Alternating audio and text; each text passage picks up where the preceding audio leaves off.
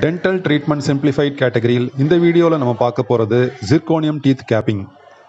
இந்த பேஷண்ட்டுக்கு ஏற்கனவே இந்த பல்லில் வலி வந்து ரூட் கெனால் ட்ரீட்மெண்ட்டும் பண்ணியிருக்காங்க. ரூட் கெனால் ட்ரீட்மெண்ட் பண்ணிட்டதுக்கப்புறம் செராமிக் கேப்பும் போட்டிருக்காங்க. ஏதோ சாப்பிடும்போது இந்த கேப் மட்டும் தனியாக கைண்டி வந்துடுச்சு அப்படின்னு அந்த டாக்டர்கிட்டயே போய் கேட்டிருக்கிறாங்க. அவங்க வந்து இந்த பல்லையே முழுசாக எடுத்துட்டு லேட்டஸ்ட்டாக ஸ்க்ரூ மாதிரி இம்ப்ளான்ட் ஒன்று வந்திருக்குதுங்க, அது போட்டுக்கலாம் அப்படின்னு சொல்லியிருக்காங்க. இந்த ஸ்க்ரூ மாதிரி இம்ப்ளான்ட் ஃபிக்ஸ் பண்ணுறதுக்கு 15,000 20,000 ரூபாய் செலவாகும். ப்ளஸ் இந்த பல்லம் எடுக்கணும் அப்படின்னு சொன்னதுனால பேஷண்ட்டுக்கு அதில் உடன்பாடு இல்லாமல் வந்துட்டாங்க.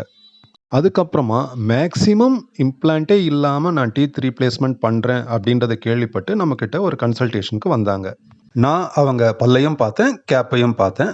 பல்லில் கொஞ்சம் கலர் டிஃப்ரென்ஸ் இருந்தாலும் ஸ்ட்ரென்த் வைஸ் நல்லா இருந்தது. கேப் மட்டும் அந்த செராமிக் லேயர் கொஞ்சம் உடஞ்சி மெட்டல் வெளியில் தெரியுது, கருப்பாக இருந்தது. நான் அவங்களுக்கு நீங்கள் பல்லு எடுக்கவே வேணாங்க, ஆனால் கேப் மட்டும் கொஞ்சம் டேமேஜ் ஆகிருக்கு, வேறு நியூ கேப்பாக போட்டுக்கோங்க அப்படின்னு அட்வைஸ் கொடுத்தேன். அவங்களுக்கு ஜிர்கோனியம் கேப் பற்றின அட்வான்டேஜஸும் அவங்களுக்கு சொன்னேன். ஜிர்கோனியம் கேப்பில் பிளாக் லேயர் எதுவுமே இருக்காதுங்க. அதே சமயம் அது உடையறதுக்கான வாய்ப்புகளும் இல்லவே இல்லை. ஒருவேளை கைண்டி வந்தால் கூட திருப்பி அதை நம்ம ரீஃபிக்ஸ் பண்ணிக்கலாம். ஸோ இவ்வளோ அட்வான்டேஜஸ் இருக்கிறதுனால நீங்கள் ஜிர்கோனியம் கேப் போகலாம் அப்படின்னு அவங்களுக்கு அட்வைஸ் கொடுத்தேன். அதன்படி ஜிர்கோனியம் கேப் ஃபிக்ஸிங் ப்ராசஸை தான் நம்ம இந்த வீடியோவில் தொடர்ந்து பார்க்க போகிறோம்.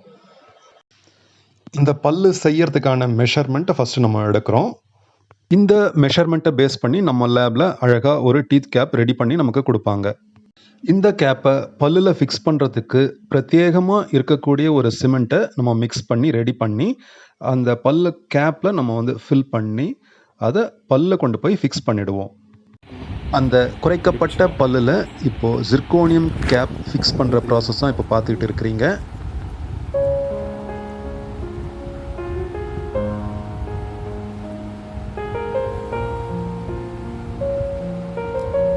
இப்போது நம்ம அந்த பல்லை ஃபிக்ஸ் பண்ணிட்டோம். பாருங்கள் எவ்வளோ அழகாக பக்கத்தில் இருக்கிற ஒரிஜினல் பல்லுக்கும் இதுக்கும் எந்த வித்தியாசமும் இல்லாமல் அழகாக இருக்குன்றதை பாருங்கள். பல்லு அழகாக இருந்தால் மட்டும் போதாதுங்க, கடிக்கும்போது எந்த வித தொந்தரவும் இல்லாமல் நல்லா சமமாக படிகிற மாதிரி அந்த பல்லு ஃபிக்ஸ் ஆகியிருக்கணுன்றதும் ரொம்ப முக்கியம்.